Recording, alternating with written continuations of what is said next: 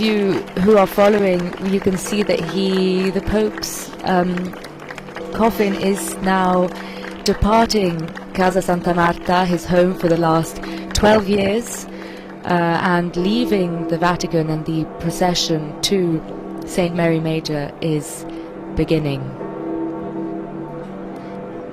Yes, it's almost like a Pope-mobile, open, white. It's actually a hearse, I think we can call it correctly, a hearse. There is no procession behind it. We've been told that the indications are that it will drive at about 10 kilometers per hour, so it should take about half an hour to reach St. Mary Major. Perhaps for security reasons, people have been asked not to walk behind it, but they will definitely be lining the streets. And we've seen some of the images of the entirety of the route that you described earlier. Thousands and thousands of people have taken to the streets to say goodbye for the last time, and of course everyone will be able to visit St. Mary Major and visit Pope Francis's tomb, but this really is, the day that we are dedicating to him, to say goodbye. And Rome, and not only Rome, the faithful have really come out for that. Very symbolically also, we know that a group of mostly poor people who are assisted by charities will be at St. Mary Major to welcome him to his final resting place. The Pope of the peripheries, the Pope of the people, is very aptly receiving his last embrace from those whom he loved the most, the smallest, the weakest, the last in society. We see the whole entourage there from high above. Now they've just exited Vatican City. They're on the avenue here that leads to a tunnel that then crosses over the Tiber River and will take them into the historic center. People lining the streets there, and we've had plenty of reports of people lining the streets across the city since this morning. So while many were crowded into St. Peter's Square, which had at least around 50,000 until they had to kind of close it off due to the numbers, and then so many hundreds of 150,000 others in the avenues surrounding the area. We have many people as well, in addition, lining the streets here, the sidewalks, to pay their final respects to Pope Francis and the entourage here, moving at a pace that gives people time to take in the moment as it happens. And these aerial images that were being shown are they're really quite impressive. They're beautiful. You can see the car carrying the Pope, and then above what I believe to be the Vatican Gardens, the Pope's Gardens, this beautiful green area which I'm sure he must have wandered through so often. And it's beautiful to have them both together as he makes his way to St. Mary Major. There really are a lot of people out there.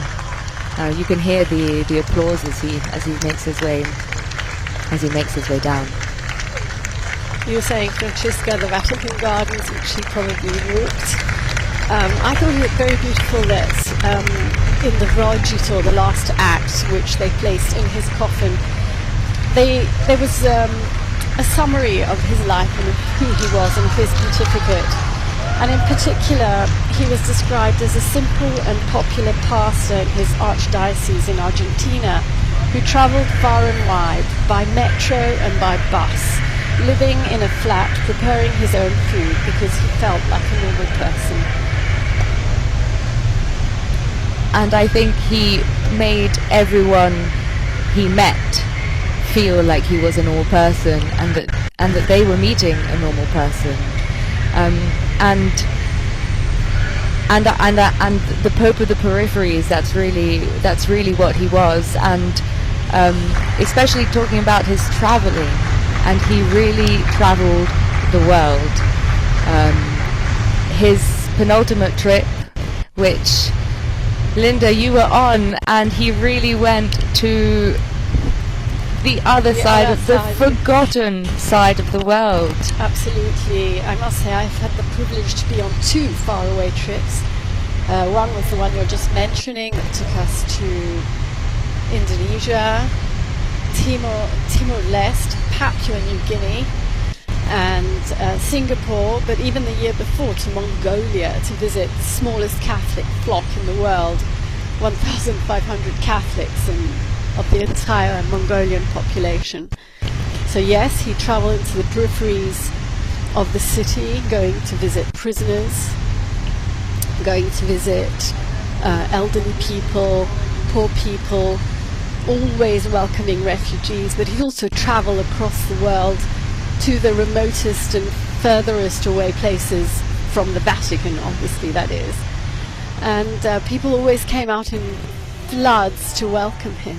I'll never forget landing in Timor-Leste, which is a tiny and new country, and the entire the half of the entire population, 750,000 people, came to the mass. The floods of people just there to welcome him. Very moving. And they're countries that are so far off the grid, we barely even hear of them. And another gesture that was one of his final gestures was he visited the prison. He went to Regina Coeli, I believe, which is a prison in the Trastevere area of Rome, not too far from the Vatican. And it's a symbolic gesture that he does every year at Easter, and of course with him having been unwell, we weren't sure whether he would have done, and the fact that he did meant so much to prisoners worldwide, but all marginalized people. And I think the Pope himself said, you know, it could have been me, it could have been anyone in your position, and that awareness that he had and that he transmitted to the people who were suffering the most, I think is one of the greatest legacies that he could be leaving behind. And it's really fitting that the people who will welcome him and say their goodbye at St. Mary Major are, as you've mentioned, the people who've suffered, the homeless, migrants, people who are marginalized. So people who've met him before as well. We've been told around 40 of them will be there. There might be more or less, but some of them have actually met Pope Francis. Sometimes before going on an apostolic journey, or during religious feasts, he would have them over at Santa Marta and meet with them, just to... He's crossing the bridge. He's crossing the Tiber. We see, yes. Yeah. This is the beginning of the Via Corso Vittorio Emanuele. He's passing here in front of some very symbolic places. Indeed, and he's just, as you mentioned, crossed over the river. We saw that beautiful drone photography and that live video that we'll have more of here. And yes, it's remarkable also. It's the first papal funeral, can we say, with this advanced technology, digital technology, that is really giving everyone the possibility to almost be there. Indeed, for our television viewers, they're seeing an incredible view, bird's eye view, literally, of what's happening. And it gives you a sense of context in a way that's revolutionary, I would say. We have, of course, a vehicle preceding the entourage, or the procession. The procession, and you can see all the crowds of people on either side of the street as they wave there. And again, it's particularly poignant and touching that, again, he'll be welcomed by the people he's always reminded us not to forget, the ones who need our help, the homeless, migrants, and refugees. And I must say, in these days in which tributes have been pouring in, again and again I've been hearing he was a voice for those who had no voice. So hopefully that voice will continue to resonate. Well, right until the very end, his final appearance on Easter Sunday, he dedicated his words, his Urbi et Orbi blessing, which someone else read for him, but he dedicated it to the people suffering war, and he has always been a voice for the people in countries where everything is being destroyed by arms. Pope Francis has been number one advocate for disarmament. He's been the number one advocate for solutions to be reached, for diplomatic talks to take place. He has reiterated every time he made an appeal that war is a defeat. It's become a slogan. You have read so often for him at the general audience, which is always an occasion for him to reiterate this appeal. And Francesca, you wrote that lovely farewell that we published on the web about the Pope of Peace, which particularly, I think, resonated with you. I have to say that one of the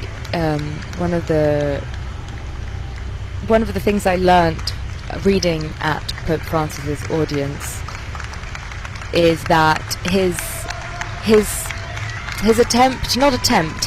style of being closer to the people resonated in every aspect of his pontificate. So it was very clear when he said the words, and then in other smaller actions it was clear to the people involved. And this is the case for the general audiences, because you may remember up until a few years ago the readers at the general audiences were all Monsignori, religious consecrated men who work within the Vatican walls.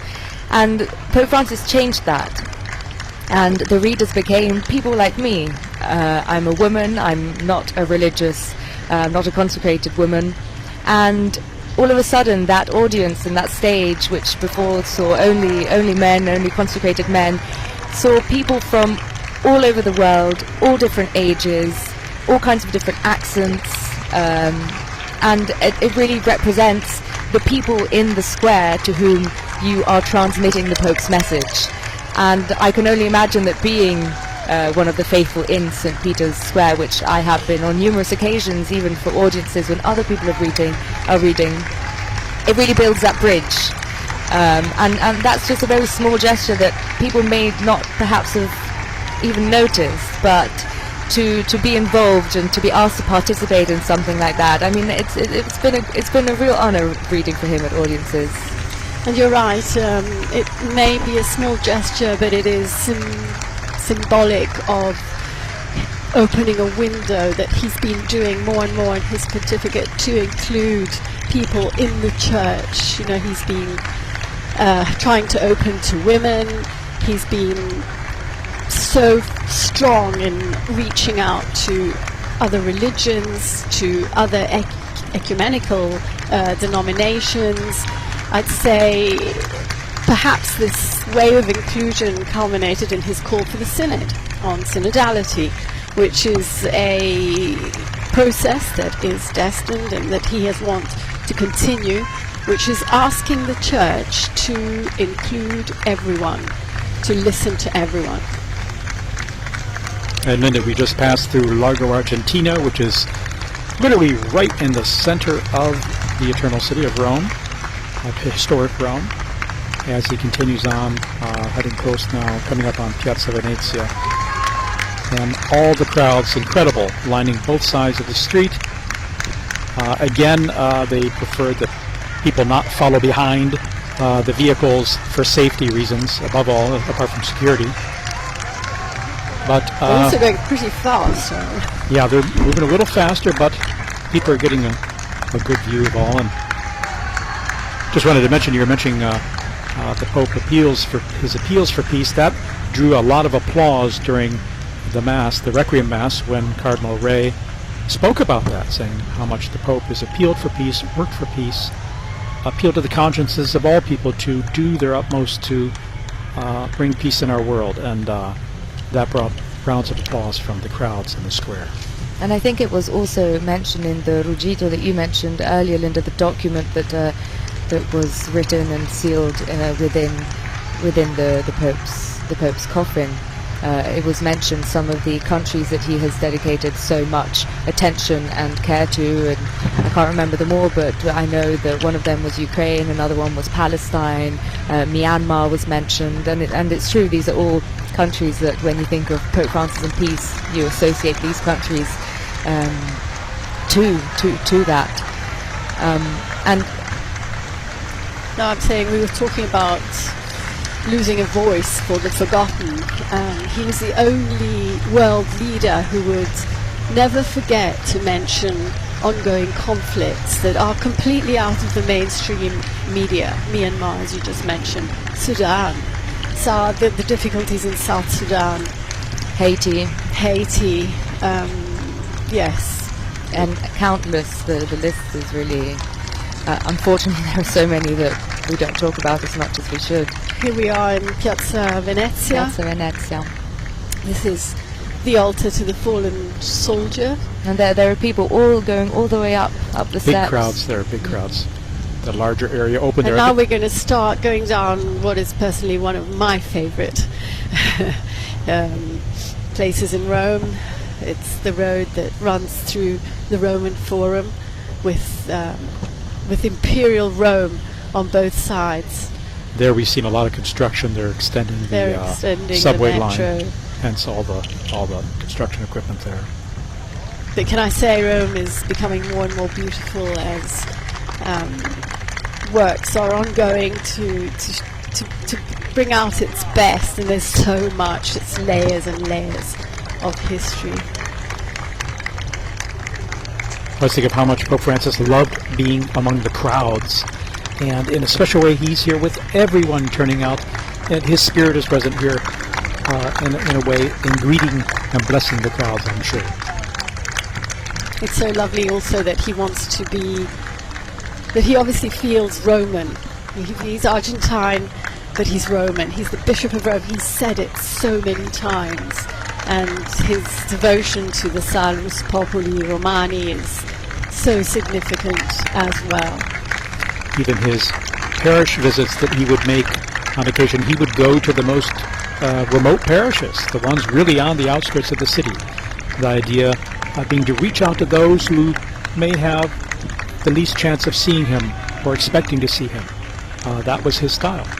And he'd go without a prepared text to engage in real conversation. I was speaking just yesterday or the day before yesterday to the international director of JRS, the Jesuit Refugee Service, and he was saying he'd pop into the Jesuit house in Rome and sit down and chat with them, and even about, like events that were coming up that had to be scheduled or had to be prepared. But he said he'd invariably come open to dialogue, open to listening to what others had to say. In fact, Brother Michael Schiff said he wanted to hear what other people had to say. See these stunning images as he heads towards the Colosseum. We've just gone through the Roman Forum there, and the crowds are thick on either side there. Here there's some nice images of the Rome's ancient Colosseum coming up, where he wrote shortly before he died, the meditations for the Way of the Cross. The Way of the Cross on Good Friday, the Stations of the Cross are takes place there at the Colosseum in a very symbolic and suggestive way, in remembering Good Friday and those who suffered and died. He actually wrote the meditations himself this year. Very often they are written by groups of people, like symbolically, like by widows or war veterans or refugees. This year he wrote them, and he dedicated this year's meditations to the need for just economy, for the need to bring global justice to every person, every human being in the world, as we are called to recognize the inherent dignity of all.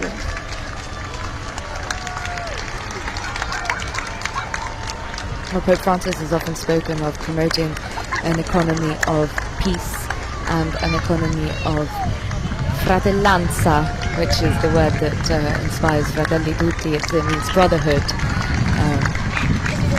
Fraternity. Fraternity. Sorry, I couldn't think of the word. An economy of fraternity, and it is bringing together a lot of the things that we've spoken about. It's bringing together the poor and the marginalized and the people suffering on the other side of the world, in our case, us being here in the Vatican, who are suffering war, and often they're countries who are suffering economically, and it's calling to action and to responsibility the countries that can help.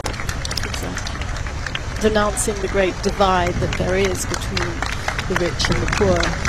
How often has he said all the food that gets thrown away by affluent societies would be more than enough to feed the millions and millions of hungry people in the world. And here we have a view of the Colosseum as he goes up via La Bicana.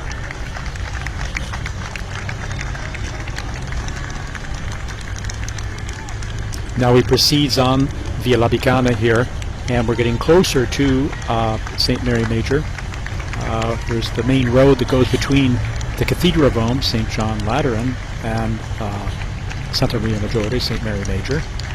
He'll be coming up on that via Merulana there. And here, so we're probably about 2/3 of the way there, I would say. And again, Pope Francis wished to be buried at the Basilica of St. Mary Major, and he wished to be buried next to the Salus Populi Romani icon of Mary,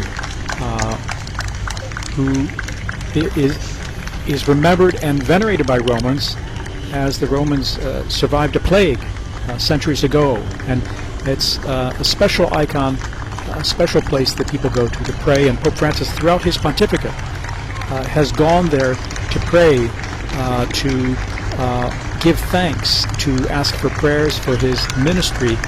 So he's been very dedicated to Our Lady, and in particular this icon there in the Basilica, and he will be buried next to that chapel where the icon is located. He wished to be buried next to it and not inside it, where there was a possibility, saying, no, I wish that people, when they go to pay homage to that icon, that they see only that, and they don't go there to go see a pope. So for that reason, he wished to be buried next to it in a space that is just perfect and appropriate, a simple space where he'll be seen shortly where it will happen. We take it for granted that most popes are buried in the Vatican, and I think most of them are. I think there are about 90 popes in the Vatican grottos. But it's actually not uncommon for a pope to ask to be buried outside the grottos. But the last pope to be buried at St. Mary Major was Clement VI, who was laid to rest there in the 17th century. And other popes are buried in St. John Lateran, and even in places outside Rome.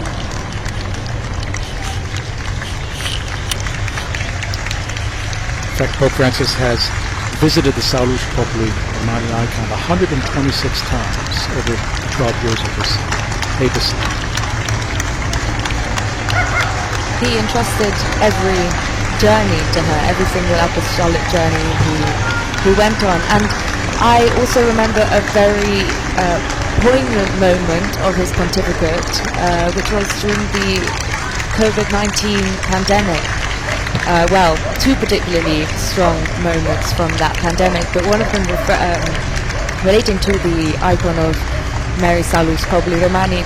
He visited the Basilica, and then he actually made a pilgrimage by foot to the church of San Marcello, which, if I'm not mistaken, there's a crucifix there which survived a fire in the 15th century.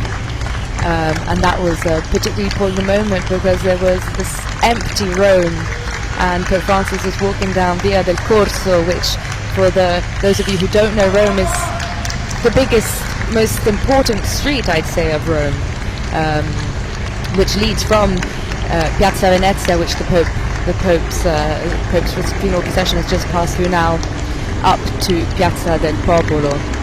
And just these images of Pope Francis walking down this empty empty street, and obviously to bring his closeness once again to the people suffering all across the world. And there was another moment like that, which was the Statio Orbi, which I'm sure you both remember. We do, we remember. I think you were in the square that night. I was in the square. Very few people. Yes, because the radio where we work, has to be open every day and I was actually working that day, and I remember when the building was closing at the end of the day, it must have been about 5 o'clock. Pope Francis was just about to go out in the square, and Rome was empty in that case as well, and I made my way up Via della Conciliazione to the square, and I just remember it was raining. He had that crucifix of San Marcello with him in the square. Yes, he did. See, it all comes together. It seems like such a long time ago. It really does.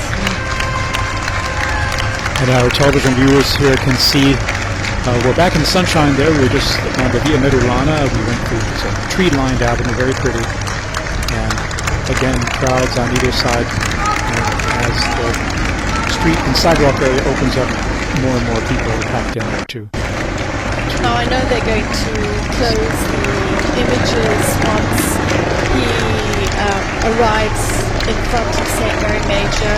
He will be carried into the Basilica, but it's going to be a private ceremony there. So we're actually seeing the Basilica right now. He's almost there. He is very close, yes. Oh, here he comes here. now. Here he is. The images are being shown from the Basilica, and he's arrived.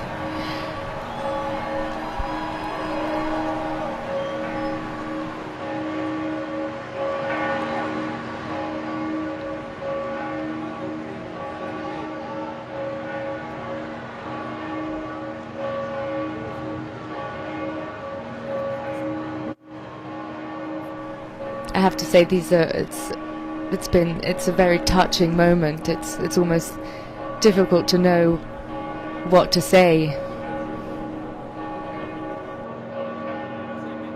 I think most people can see and watch, but many people are also perhaps following on radio.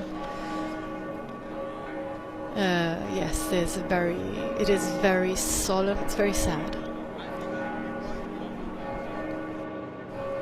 At the same time, it's a celebration of his life and ministry, and it's particularly poignant in this Jubilee of Hope as well, that he inaugurated, that he opened. And so I think, I would imagine that would be and of course it is the key theme as well that we celebrate in a very special way at Easter at this time, a time of hope, of birth, new life, life in a new and transformed way. And so I think all today has been a wonderful tribute to Pope Francis and his ministry. And there we see the icon Salus Populi Romani. It's a panel made of cedar wood. It's about 117 by 79 centimeters, more or less.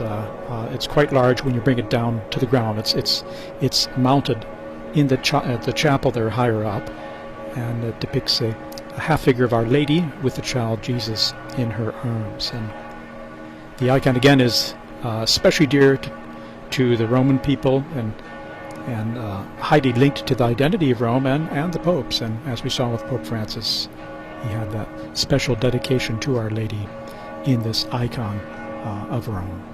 He visited the Basilica just recently during his convalescence at Casa Santa Marta after he was discharged from the hospital on the 23rd of March.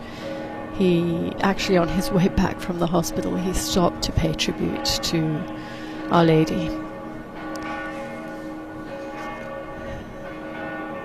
We see those arriving, some of the cardinals and prelates who are arriving here for this moment before the coffin is taken into the basilica for burial. This moment that will take place here outside in front of the basilica.